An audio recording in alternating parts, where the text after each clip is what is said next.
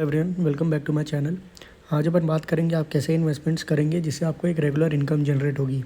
एक ऐसे age group या ऐसे लोग जिनको एक रेगुलर इनकम चाहिए अपने इन्वेस्टमेंट से, तो आप पूरी वीडियो देखिएगा। आपको अलग अलग इन्वेस्टमेंट्स ऑप्शन के बारे में पता चलेंगे, कितना वो रेगुलर इनकम देती है एंड क्या क्या फॉर्म में देती है। जैसे पहला है स्टॉक्स। स्टॉक से आपको रेगुलर इनकम कैसे मिलेगा? जब भी कंपनी डिविडेंड डिक्लेयर करेगी तो आपको रेगुलर इनकम मिलेगी। तो आपको ध्यान में रखना है, अगर आपका ऑब्जेक्टिव रेगुलर इनकम है तो आपको ऐसे ही कंपनी के स्टॉक्स में इन्वेस्ट करने पड़ेंगे जो एक डिविडेंड देती हो। तो ये प्लीज़ आप देखिएगा उनका डिविडेंड यील्ड कितना है। जनरली 2 से 3% रहता है। डिविडेंड यील्ड देखिएगा हमेशा। डिविडेंड यील्ड क्या बताता है? जो भी अभी शेयर का प्राइस है उसके परसेंटेज में कितना रुपये आपको डिविडेंड मिलेगा। तो प्लीज़ आप अगर इसी ऑब्जेक्टिव से इन्वेस्ट कर रहे हैं तो ऐसी ही कंपनी में इन्वेस्ट करिए जो डिविडेंड दे रही हो। फिर आपको एडिशनली इसमें कैपिटल गेन भी होता है। जैसे जैसे शेयर का प्राइस बढ़ता है वैसे आपकी वेल्थ बढ़ती है एंड उसमें आपको कैपिटल गेन होता है। फिर आता है म्यूचुअल फंड। म्यूचुअल फंड में एक प्लान रहता है, सिस्टमेटिक विड्रॉल प्लान।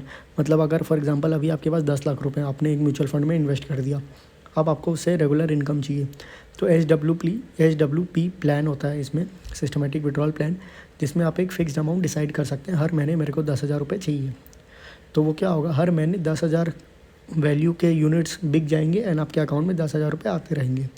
इसमें आपकी वैल्यू बढ़ती भी जाएगी। जैसे जैसे यूनिट्स का प्राइस बढ़ेगा आपका जो यूनिट रहता है उसकी वैल्यू भी बढ़ती जाएगी। एंड आपको फॉर एग्जांपल 10,000 महीना चाहिए तो हर महीने के एंड में जो भी आप डेट डिसाइड करेंगे उस दिन पे 10,000 वैल्यू के यूनिट्स बिक जाएंगे एंड आपका 10,000 रुपये अकाउंट में आ जाएंगे। तो ये काफ़ी अच्छा प्लान है। जिसके पास अभी एक लमसम अमाउंट मिला है जिसको, एंड उससे एक रेगुलर इनकम चाहिए, प्लस साथ ही साथ बाकी की वैल्यू बढ़ती जाए, वेल्थ बढ़ती जाए। फिर आते हैं रेंट जनरली क्या होता है, आपको कोई भी आप घर हो गया, वैसे लैंड हो गई या दुकान हो गई, उसमें आप अगर इन्वेस्ट करते हैं तो आपको उससे रेंट आएगा। इसमें सबसे बड़ा ड्रॉबैक क्या है, इसमें लार्ज कैपिटल की रिक्वायरमेंट है, लाखों रुपए करोड़ों रुपए की रिक्वायरमेंट है। इसमें आपको क्या रेंटल यील्ड मिलती है। रेंटल यील्ड मतलब क्या, जो भी आपका साल का रेंट है डिवाइडेड बाय प्रॉपर्टी की वैल्यू। एक इसका ऑल्टरनेटिव आजकल आया है मार्केट में, REIT करके, तो उसमें आप इन्वेस्ट कर सकते हैं। उसमें मिनिमम इन्वेस्टमेंट वैल्यू 400 रुपये, बट उसमें हाँ आपको रेगुलर डिविडेंड्स मिलेंगे, बट उसमें कैपिटल गेन नहीं होता है। तो ये आप ध्यान रखिएगा REIT में इन्वेस्ट करने के पहले। फिर अपन बात करेंगे बॉन्ड्स। ये बहुत ही अच्छा ऑप्शन है अगर आपको रेगुलर इनकम चाहिए तो। जनरली 2 से 5 साल का टाइम पीरियड रहता है। 8 से 12% आपको आराम से मिल जाएगा इसमें आपका जो भी प्रिंसिपल आप इन्वेस्ट करते हैं वो भी हर 6 महीने में या हर साल आपको वापस मिलते जाता है, प्लस इंटरेस्ट भी मिलता है उसका। एंड ये क्रेडिट रेटेड रहते हैं। तो अब आप जब भी इन्वेस्ट कर रहे हैं तो हमेशा ध्यान में रखिएगा कि जो सबसे हाईएस्ट क्रेडिट रेटेड है उसी में इन्वेस्ट करिए, बिकॉज वो सेफ़र ऑप्शन से रहते हैं। फिर आता है लास्ट FD। लास्ट ही है।